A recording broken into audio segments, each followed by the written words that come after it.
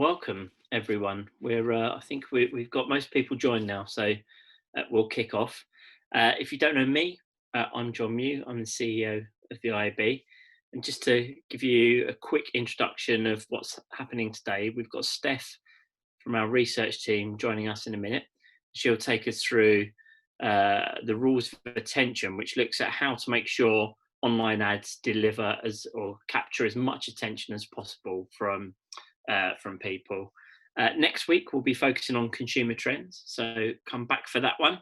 We're going to do a little fun poll to kick things off. We want to try and make it interactive. You can use the Q&A throughout on the bottom of the screen, but here's a quick fun question to start. Everyone keeps talking about the weather at the moment. How do you feel about it? Is it great because you can go out and go to the park or your garden, or do you not really care and actually it's quite annoying? Personally, I love it when it's sunny. Even if I'm only looking out of the window, I'd rather be looking out of the sunshine than the rain. But I know for some of you, it might be pretty annoying. In which case, this poll probably makes it worse. But let's see what you said anyway. Hopefully we'll get the results pop up in a second. As I say, you can use the Q&A tool.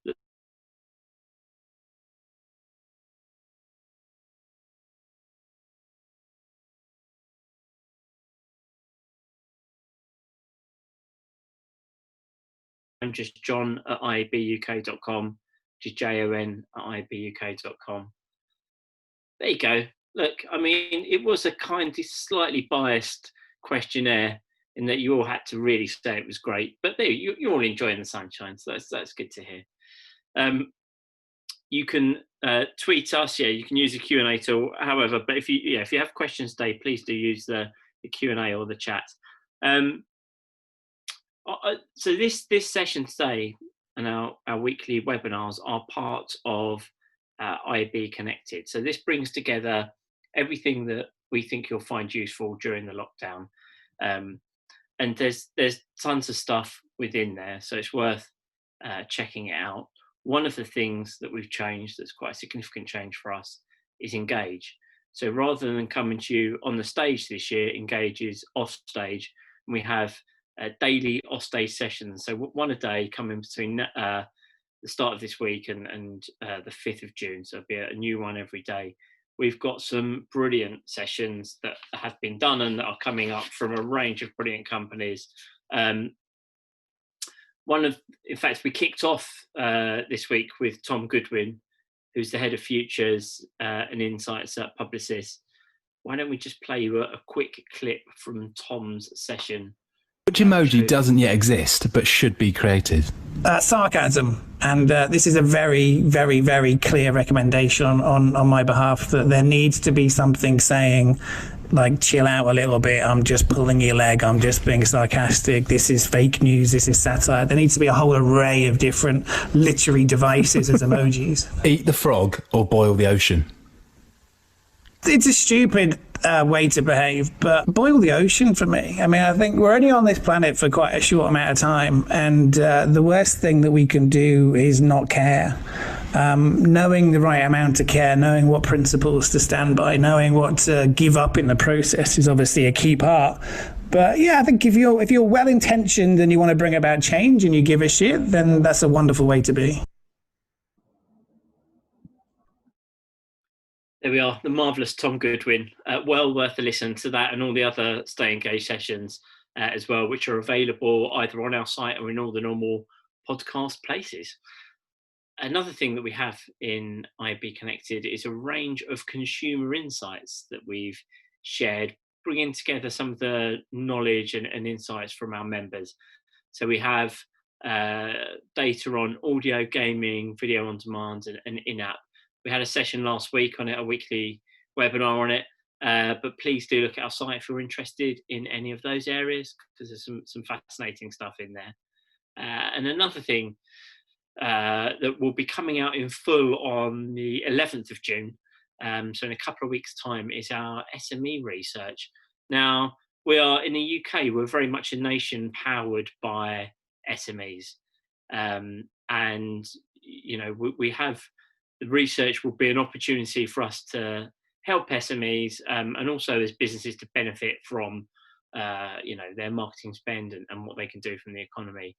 We had an op-ed in the Drum, and we shared that 2/3 of SMEs are concerned about their future, unsurprisingly at the moment. But interestingly, though, 50% of them think that digital marketing is more important to them now than it was before the COVID crisis. So we'll be unveiling, the full findings on the 11th of June. So do keep your eyes peeled for that as well. And another thing we have in IAB Connected is a set of presentations where we will come to you and do one-on-one sessions with you and your team. So if you're interested in those, you can sign up on our site, and they've been extremely popular so far. One last thing probably just worth sharing that we've launched since last week is this ISBAR.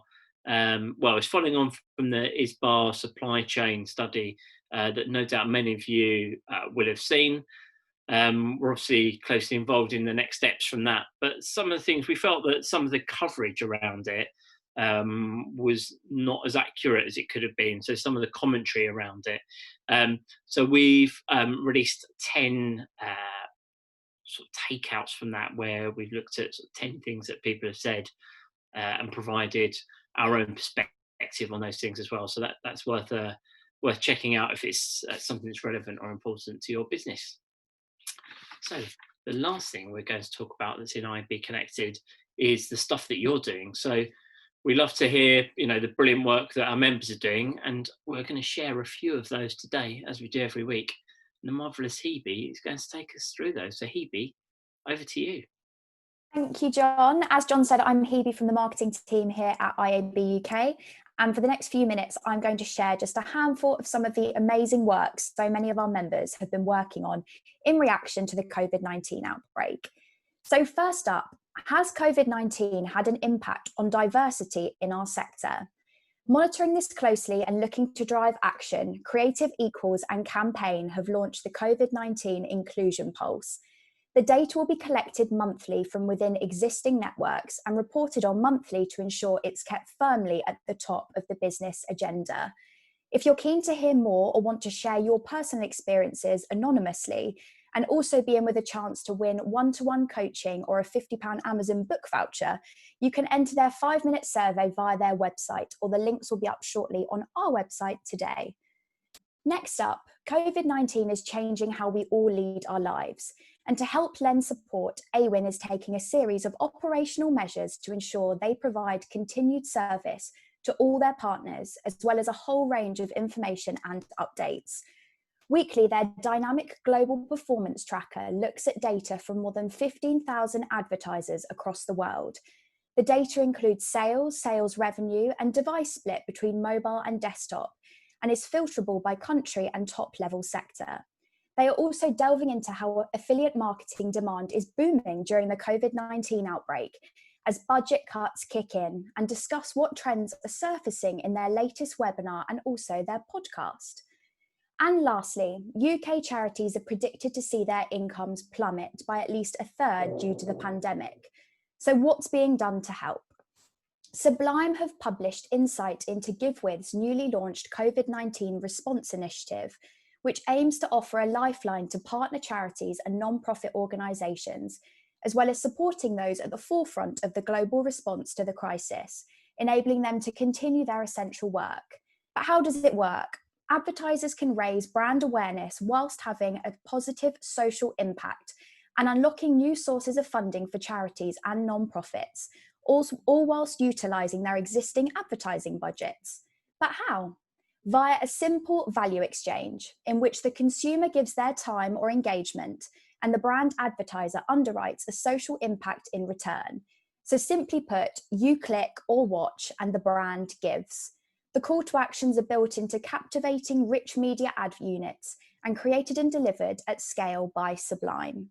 You can find out all about what I've talked about today over on our website. And if you would like to get involved, please drop myself an email on hebe@iabuk.com.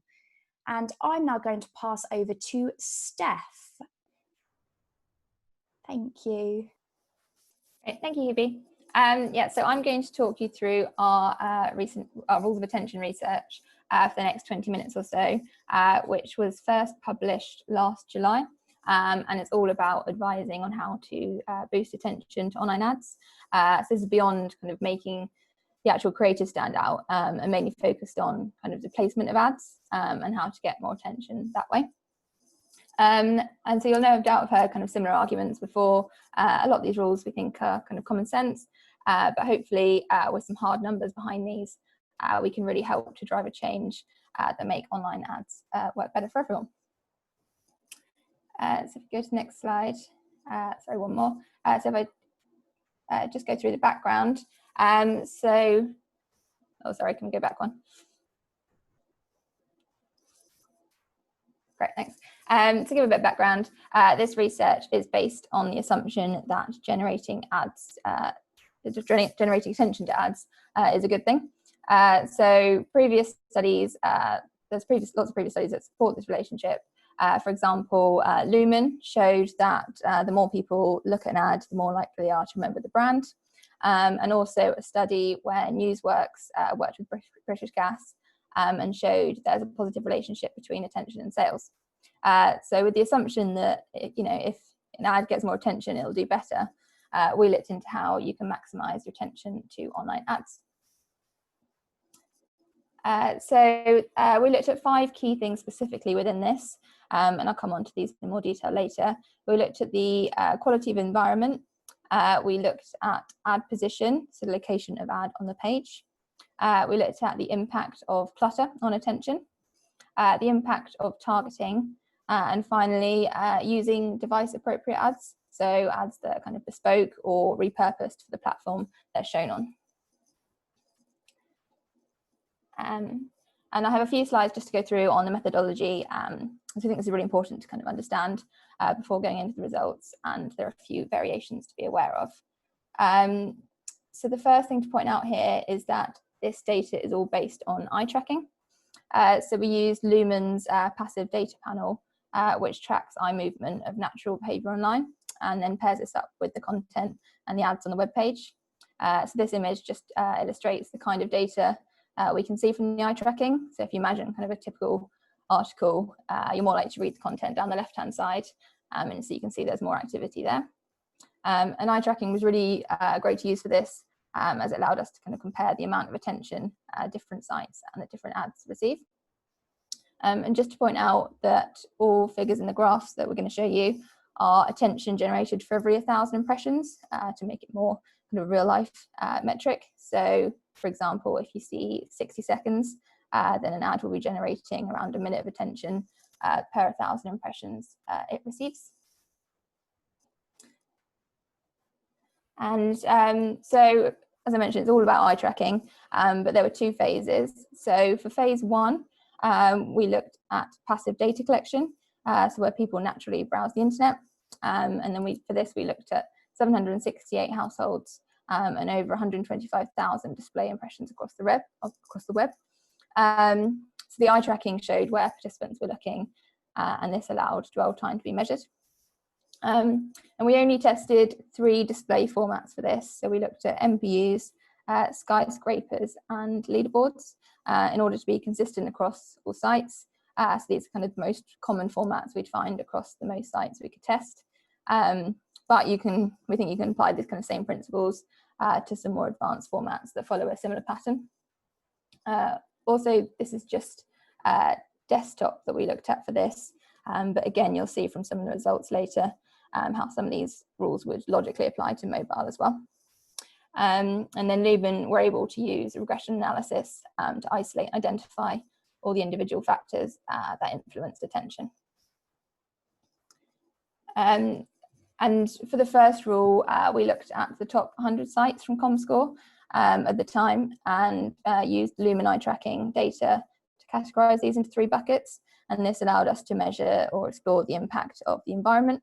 So just to go through these quickly, we bucketed the first lot into task sites. So this is where people would go to maybe check the weather or check train times. So for these sites, people typically kind of go on the site, carry out that task and then bounce off.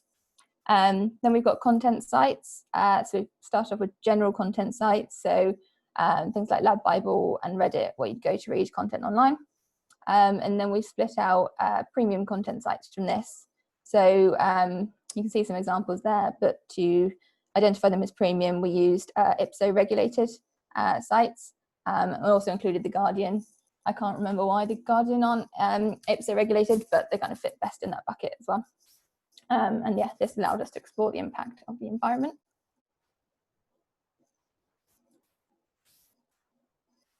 If I just go to the next slide. Yeah, thanks. And then for the second phase, we needed to do some additional work to help us look into targeting and device appropriate formats. So to look into the impact of targeting, we again used eye tracking, but we also used additional surveys to find out who was in market and to be able to monitor brand recall. So this allowed us to look at the difference between those in market and those not in market in order to measure relevance. And we used 9 test ads for these, which I'll show in a second.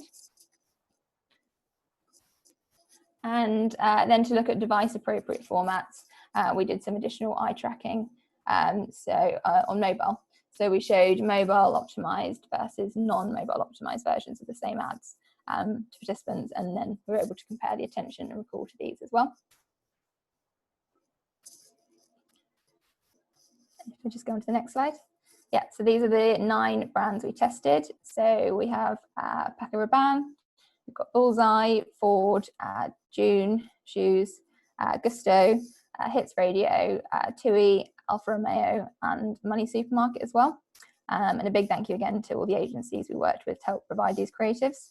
So hopefully that made sense. So only desktop eye tracking in a natural environment when we looked at quality, location, and clutter. Then we use additional surveys to look at relevance using these 9 brands, and then additional mobile eye tracking to look at the impact of optimized ads, again using these 9 brands. So now to share the results. So the first rule of attention is about the quality of the environment the ad is shown in. So just go to the next slide. Yeah, and we found, what we found is that ads on premium content sites result in nearly 3 times more attention than ads on task sites. So this graph shows the ads on task sites yielded 62 seconds of attention per 1,000 impressions, and this increased to 128 seconds for content sites, which is an uplift of 105%. And then you can see it increased even more for premium content sites. So we found content sites deliver 2 times more attention than task sites, and premium content sites can deliver over 2.5 times more attention than task sites as well. So we think this makes sense. You know, the more engaged you are with the content, the more likely you are to be able to engage with the advertising on the same page. But the main takeaway from this is really to not undervalue the contribution of engaging content.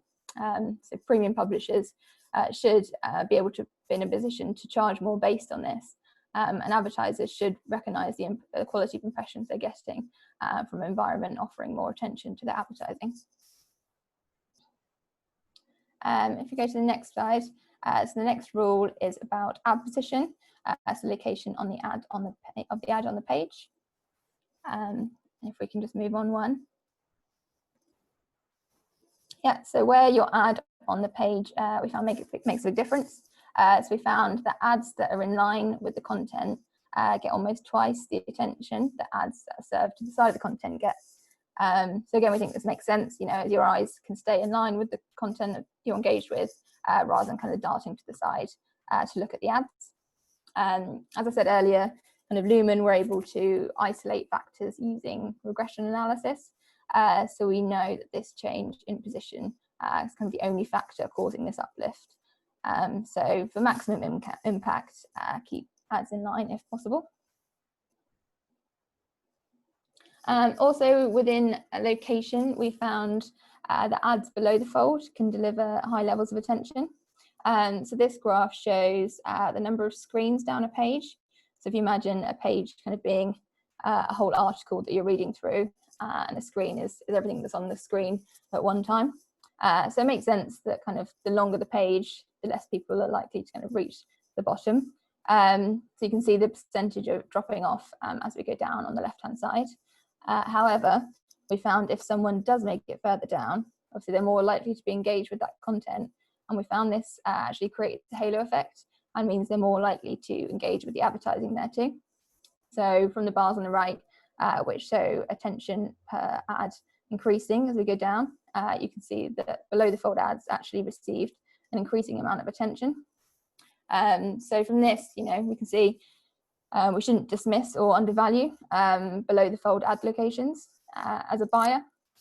Below the fold ads are likely to be good value, as many publishers kind of tend to charge above the fold at a premium.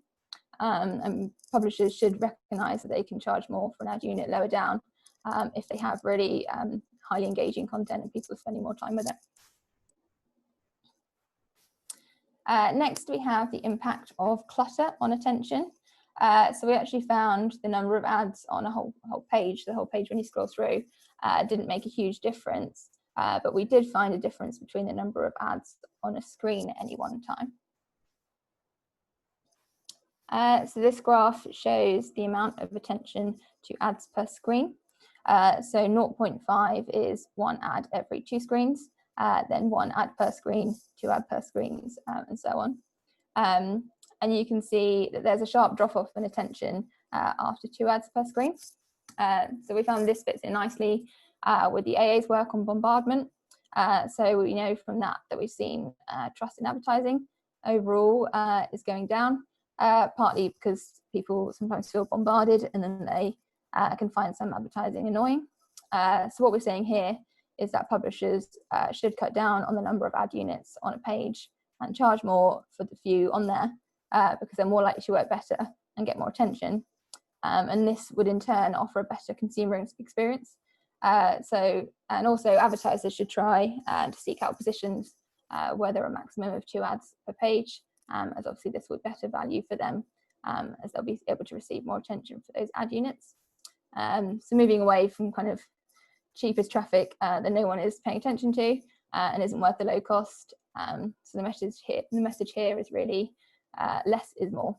And again, we appreciate this is a whole lot easier kind of said than done. And this is the rule that probably requires the biggest change.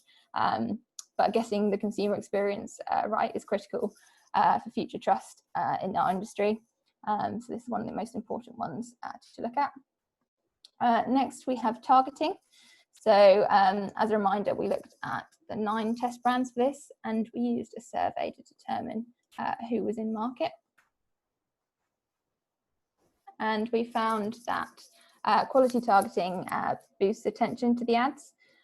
So looking at this graph, you can see a comparison between people who are not in market for the product shown and not aware of the brand. That's in the left bar. So for example, June Shoes was one of the brands we looked at. So these people, for example, weren't in market for shoes and didn't know June the brand. The middle column is people who were in market for shoes, but again, not aware of the brand. So the people who were in market were therefore more relevant for the ad and paid almost twice the amount of attention to it. And then the amount of attention paid was even higher for people who were in market and also aware of that particular brand. And we also found that being in market had a big effect on brand recall too. So boosted this by around 6%, 6 times on average for the brands we tested. So you can see that on the right hand side. So the rule here is really, if you can successfully use high quality first party data to target people who are in market, this is much more likely to be noticed. And then finally, looking at optimized ads, so ads that were appropriate for smartphone. So for this, there were things like changing the size, maybe making it vertical for some formats, changing the length, putting the brand up front, as opposed to just showing a TV or desktop version on a smartphone without it being repurposed. If we just go to the next slide. Yeah, so for this, again, we used the 9 test brands and showed people ads that weren't optimized for mobile. And through the additional mobile eye tracking, we can see that ads optimized for mobile received 89% more attention than those not. And again, on the right, you can see the average recall figure. So people were much more likely to be able to recall the brand as well from the mobile optimized ads. And the IAB has actually done a whole previous in-depth research project on this a few years ago called Fit for Purpose. But it's still amazing to see how many non-optimized ads there are being shown on smartphone. And we can clearly see from this that the ads that aren't optimized are much more likely to gain that extra attention. So that was a quick run through of the research. I appreciate that's a lot of information to take in. But to summarize, these are our 5 rules. So ads on content sites generate more attention for advertising than task sites. And this is even more pronounced for premium content sites. When we looked at position, ads in line get more attention. And then also ads below the fold can generate high levels of attention when interest in that content is high. When we looked at clutter, fewer ads per screen generate more attention per ad, and attention actually declines when there are more ads on screen at one time. When we looked at targeting, we found that more relevant targeted ads led to higher attention. And then finally, for fit for purpose ads, we found that ads optimized for the platform they're shown on boosted attention. So always ensure the ads are made for the platform they're shown on. And we think following these 5 rules of attention is ultimately better for advertisers, because obviously ads that generate more attention will likely be more effective. Better for publishers, so ads in premium content environments generate more attention. And then better for people too, so fewer ads per screen can generate increased attention and provide a better user experience. So now I'm going to pass back to John, and then we'll go through any questions if we have any. Thanks, Steph. Yes, as Steph said, if you've got any questions, please do share them now. You can use the Q&A function on the bottom of your Zoom window or chat if you have any. Thank you for sharing it, Steph. I think, as with all good research projects, it kind of, I think, provides some science to things you think should be true and should be logical. So I don't know. I've found it weirdly, I think, one of the more compelling things we've done in the time I've been here, because I think it really nails home the message of how important it is to get the ad experience right and how important that is for everyone. And there's already a lot of research that's been done that looks at how attention drives effectiveness, right, as well. I think there's been a couple of pieces that have shown that already. Am I right in saying that? Yeah, and at the start I mentioned the Lumen and Newsworks piece on that as well. Yeah, oh, that's right, yeah. Cool. So, any questions from anyone? So far there are none. We'll give you 20 more seconds. If there is anything, please feel free to ask, and you can ask us anything you like.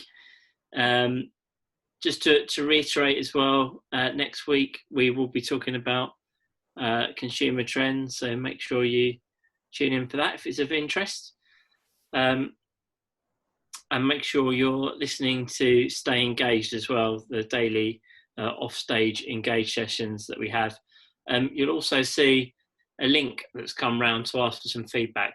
We would love it if any of you could take the time to do this, because it makes a really big difference to us in trying to make these things useful and relevant. Also, when you click off, it'll ask you if you want to provide some feedback. If you wouldn't mind doing it, it makes a massive difference to us. But in the absence of any other questions, I will say thank you. Enjoy the rest of your day. I hope you do get to enjoy the sunshine and not only look out of the window at it. It looks like it's going to be nice for the foreseeable future. Stay at home, stay safe, stay alert, I guess now, and look forward to seeing you all soon. Thanks very much. Goodbye.